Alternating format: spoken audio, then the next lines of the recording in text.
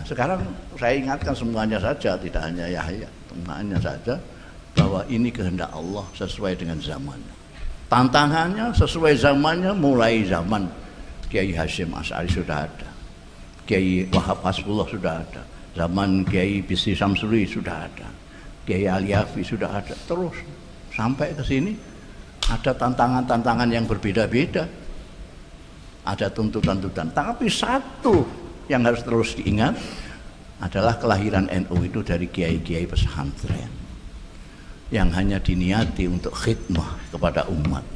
Saya sering mengatakan sampai viral bahwa ulama-ulama yang saya maksud kiai-kiai adalah mereka yang alladzina yanzuruna ilal ummah bi ainir rahmah.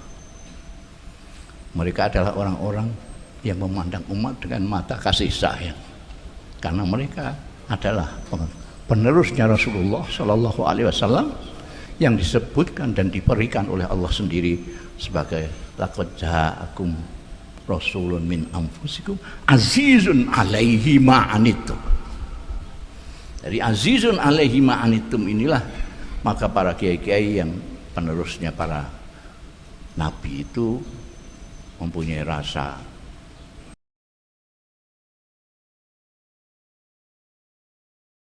Assalamualaikum warahmatullahi wabarakatuh. Alhamdulillahirabbil alamin wassalatu wassalamu ala asyrafil anbiya'i wal mursalin sayyidina wa maulana Muhammadin wa ala alihi wa sahbihi ajma'in, amma ba'd. Hadaratil afadil sadatil masyayikh wal asatidhah al izza dimaizukum wa fil muqaddimah sahibul fadilah Kiai Haji Miftahul Ahyar Rais Amli Jam'iyati Nahdlatul Ulama, para pengurus PBNU Suryatan Batan Fidyatan, pengurus wilayah Jawa Tengah Suryatan Batan Fidyatan, dan seluruh pengurus-pengurus cabang yang hadir pada hari ini Suryatan Batan Fidyatan rahimakumullah. Beberapa hari yang lalu Ketua dan Rais Cabang Rembang datang ke saya mengabari kalau tanggal 29 akan ada pertemuan PBNU dengan cabang-cabang se-Jawa Tengah. Ya, artinya dia pamitlah saya yang punya aula ini. Saya tanya agendanya apa? Tidak tahu. Loh, kok tidak tahu? Saya cuma diberitahu wilayah. Wilayah juga tidak tahu. Katanya ini agendanya PBNU. Saya tanya, ya karena ini silaturahmi. Saya jadi teringat Allah yarham ayah saya Kiai Bisri Mustafa. Suatu saat itu ngundang kiai-kiai sak Rembang, termasuk Kiai Zubair Sarang, Kiai Bedowi Lasem, Kiai Mbah Maksum Lasem, Kiai Hafid Rembang, Kiai, pokoknya kiai-kiai diundang ke sini, dan yang ngundang santri disuruh bilang ada acara penting sekali. Jadi mereka datang semua kiai-kiai itu karena acara penting. Lah ya saya itu senangannya mayoran, makan bersama-sama kiai atau bersama orang-orang melarat itu ayah saya senangnya. Habis makan-makan kiai-kiai terutama Mbah Maksum, ini apa Sri? Yang penting itu apa ini? Loh, lah silaturahmi itu apa kurang penting kiai? Wah, mbok akali tok ini. Jadi silaturahmi tok itu sudah penting sekali jadi. Apalagi kalau selama ini NU itu jarang-jarang silaturahmi. Padahal NU itu seperti kita ketahui dia bermula dari kiai-kiai pesantren. Jadi kiai-kiai pesantren menurut sejarahnya itu adalah sandaran umat, sandaran masyarakat. Bukan hanya yang bodoh diulang, tapi yang sakit minta suwuk, yang mau usaha kurang modal minta modal dan seterusnya. Jadi kiai itu pokoknya di desa-desa. Terus para pendahulu itu seperti Allah yarham Kiai Hashim, Kiai Wahab segala macam ini teringat dawuhnya Sayyidina Ali.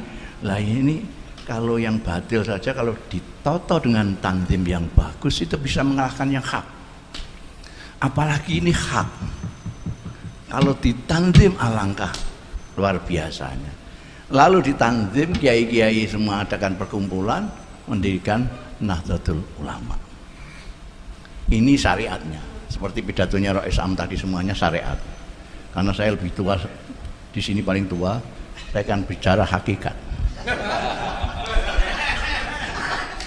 Sampean mudeng atau tidak enggak urusan saya. Seperti ketua umum tadi cerita, ada pujian, ada kritikan. Itu dia sangka hanya sekarang, tidak. Mulai zaman Kiai Hasyim sudah ada kritikan dan ada pujian. Itu hakikatnya memang Gusti Allah bikin begitu. Tanda gambar NU itu bukan ciptaan pelukis, bukan. Kalau tanda gambar PKB itu saya yang bikin.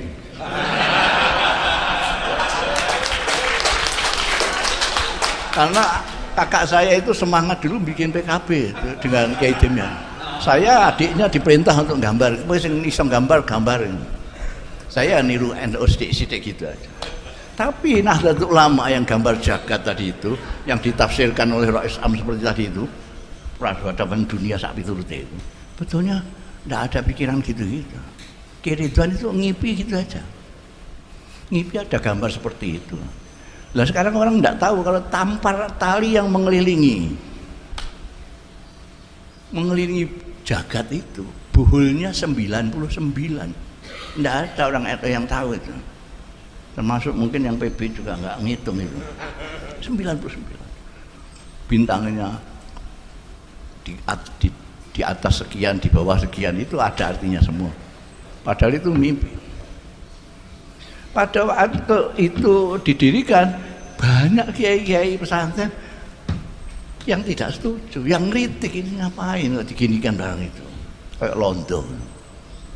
Kau dulu yang sing bangsa tertib-tertib kok londo. Ini bangsa kiai-kiai di serasa tertib-tertib lah pokoknya jalan itu.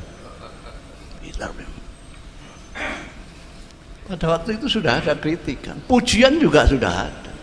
Kiai-kiai yang menentang juga ada, yang ikut juga ada.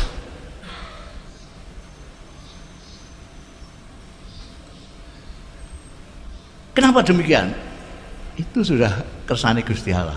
Ini ya bicara hakikatnya di sini. Kersane. Ini yang jarang-jarang kita pikir, meskipun kiai itu semua kiai, tapi jarang pikir bahwa itu semuanya Gusti Allah. Kenapa yang ngotot jadi jamiah itu Kiai Wahab, tapi yang jadi Kiai Hasyim Asy'ari? Ketuanya cuma Gipo, Haji Gipo itu. Tidak ngalim tapi bisa bahasa Belanda. Itu Gusti Allah semua. Sampai zaman Kiai Wahab sampai Kiai Bisri Samsuri, terus ke sini. Semua sesuai dengan zamannya, sesuai dengan kehendak Allah Subhanahu wa taala. Sampai sekarang ini, saya itu hampir setiap muktamar NU selalu dicalonkan, atau ketua umum atau rais am. Ngeceni sampean. Di Lirboyo saya dicalonkan ketua umum, di Solo di Jombang saya dicalonkan dari rais am, tapi tidak pernah jadi. Kenapa? Karena Allah tidak menghendaki. Bicara hakikat lagi. Kebalikannya Kiai Miftah Ahyar, beliau tidak ingin. Kenapa saya tahu? Karena saya ikut milih beliau. Saya termasuk ahlul aqdi, al-halli wal aqd. Jadi saya tahu beliau tidak ingin. Jadi rodok kepeksa itu rais amnya. Ya, yang kepengin jadi.